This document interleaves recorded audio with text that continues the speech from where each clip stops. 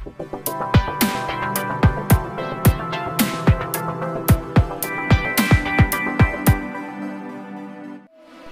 नेरळ, दामत येथून नेरळ पोलिसांना 2 गोवंशीय जनावरांची सुटका व हत्या प्रकरणी दोघांच्या मुसके आवळण्यात यश आले असून तर कारवाईत 150 किलो मांस जप्त करण्यात आले.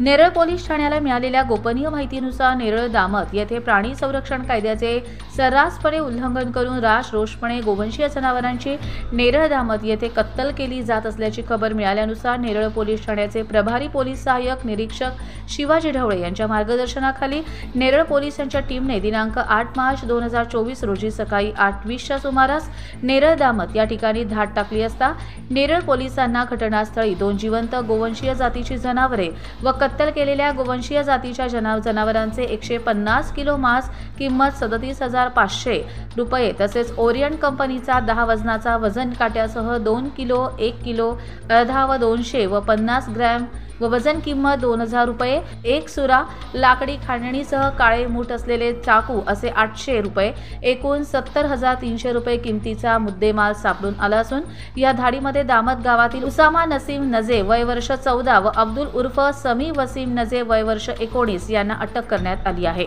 तर सदर धाडीमध्ये 2 गोवंशीय जनावरांना जीवदान देण्यात नेरळ पोलिसांना यश आले आहे. तर 2 आरोपी विरोधात नेरळ पोलीस ठाण्यात अंतर्गत गुन्हा नोंद करण्यात आला आहे. तर नेरळ पोलिसांच्या या कारवाईचे प्राणीप्रेमींसह नेरळ परिसरातील ग्रामस्थांकडून कौतुक केले जाते. तर संबंधित गुन्ह्यांचा पुढील तपास हा सहाय्यक फौजदार श्रीरंग दत्तात्रय किसवे हे करीत आहेत. कर्जत लाईव्हसाठी गणेश पवार, कर्जत.